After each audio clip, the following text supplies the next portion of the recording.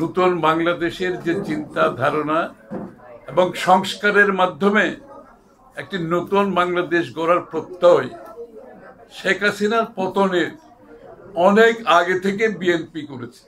সবাইকে মিলে এই যুগপৎ আন্দোলনে ফ্যাসিস্টের বিরুদ্ধে যারা রাস্তায় লড়েছেন, যারা জেলে গেছেন, যারা জীবনের ঝুঁকি নিয়েছেন, যারা ত্যাগ করেছেন, আমরা সকলে মিলে একটি জাতীয় সরকার করব। বিএনপির জন্য সংস্কার কোনো নতুন বিষয় না। 6 বছর আগে দেশনেত্রী বেগম খালেদা জিয়া ভিশন 2030 মাধ্যমে সংস্কারের কথা বলেছেন। পূর্ববর্তী সরকার, শেখ হাসিনা সরকার, ফ্যাসিস্ট সরকার বাংলাদেশের আত্মাকে বিক্রি করে দিয়েছে। জীবনের ঝুঁকি নিয়ে জেলে গেছে, বাড়িঘর ত্যাগ করেছে, চাকরি হারিয়েছে, ব্যবসা হারিয়েছে, পুলিশের হেফাজতে মৃত্যু ঘটেছে, গুম খুন হত্যা হয়েছে। আমাদের নেতা কর্মীরা বাড়িঘর থেকে পালিয়ে বেরিয়েছে, আমাদের নেতা কর্মীরা ব্যবসা বাণিজ্য চাকরি বাকরি হারিয়েছে, চরম নির্যাতনের শিকার হয়েছে। তারপরেও টেক ব্যাক বাংলাদেশ স্লোগান, আকাশ বিদরিত স্লোগান আমরা বন্ধ করি নাই।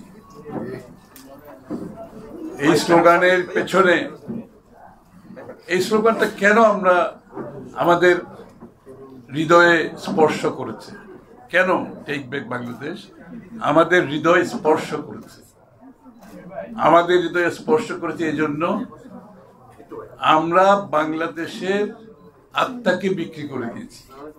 পূর্ববর্তী সরকার, শেখ হাসিনা সরকার, ফ্যাসিস্ট সরকার বাংলাদেশের আত্মাকে বিক্রি করে দিয়েছে। বাংলাদেশকে নিজের স্বার্থ হাসিল করার জন্য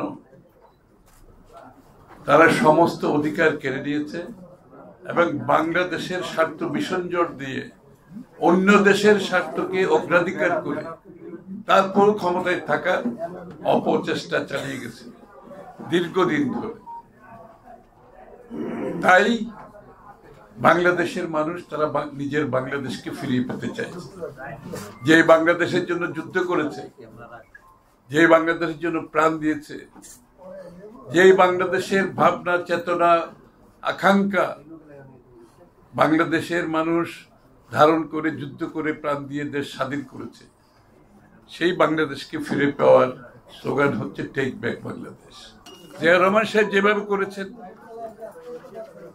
দেশনেত্রী বেগম খালেদা জিয়া যেভাবে করেছেন, উনি তো সংসদীয় গণতন্ত্র সবাইকে নিয়ে করেছেন, একা করেন নাই, তাই না? এরশাদের বিরুদ্ধে শুরু থেকে শেষ পর্যন্ত আন্দোলন উনি একাই করে গেছেন। উনি এই ফ্যাসিস্ট সরকারের আমলে অবিচল থেকে, গণতন্ত্রের প্রতি অবিচল থেকে, দেশের মানুষের অধিকারের প্রতি অবিচল থেকে, মানুষের মালিকানা, দেশ বাঁচাও মানুষ বাঁচাও এর চিন্তায় অবিচল থেকে নিজের জীবনের ঝুঁকি নিয়ে এখনো জীবন যুদ্ধে উনি লড়ছেন শুধুমাত্র বাংলাদেশকে ফিরে পাওয়ার জন্য।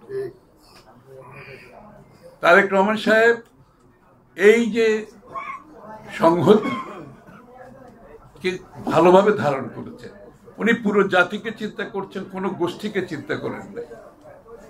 প্লুরালিস্টিক ডেমোক্রেসি, যে বহুত্ববাদের থেকে আমাদের বাংলাদেশ জাতীয়তাবাদী দলের চিন্তা, বহুত্ববাদ, সেই চিন্তাকে ধারণ করে নতুন বাংলাদেশের যে চিন্তা ধারণা এবং সংস্কারের মাধ্যমে একটি নতুন বাংলাদেশ গড়ার প্রত্যয় শেখ হাসিনার পতনের অনেক আগে থেকে বিএনপি করেছে।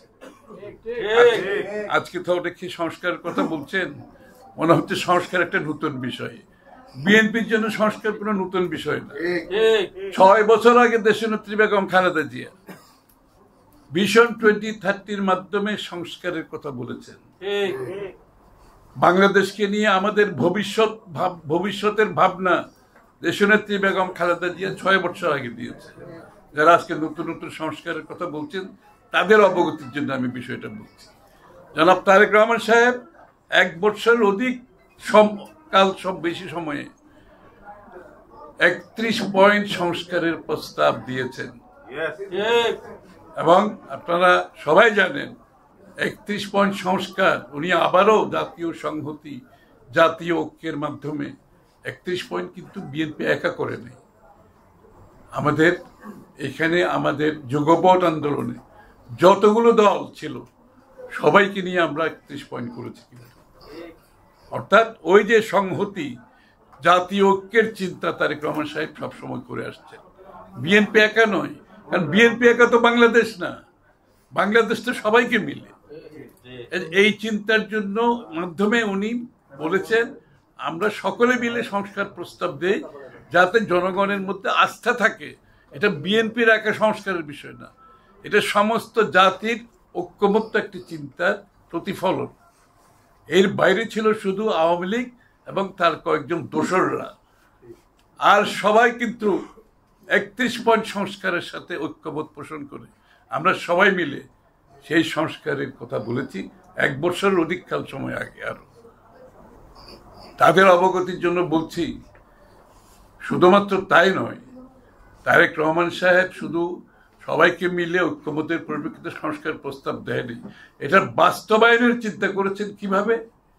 উনি বলেছেন নির্বাচনে অংশগ্রহণ করে জাতি যদি আমাদেরকে সমর্থন দেয় তাহলে আমরা একটা জাতীয় সরকার গঠন করব এবং সেই জাতীয় সরকার সবাইকে মিলে এই যুগপৎ আন্দোলনে ফ্যাসিস্টের বিরুদ্ধে যারা রাস্তায় লড়েছেন, যারা জেলে গেছেন, যারা জীবনের ঝুঁকি নিয়েছেন, যারা ত্যাগ করেছেন, আমরা সকলে মিলে একটি জাতীয় সরকার করব এবং এই জাতীয় সরকার 31 দফা সংস্কার বাস্তবায়ন করবে।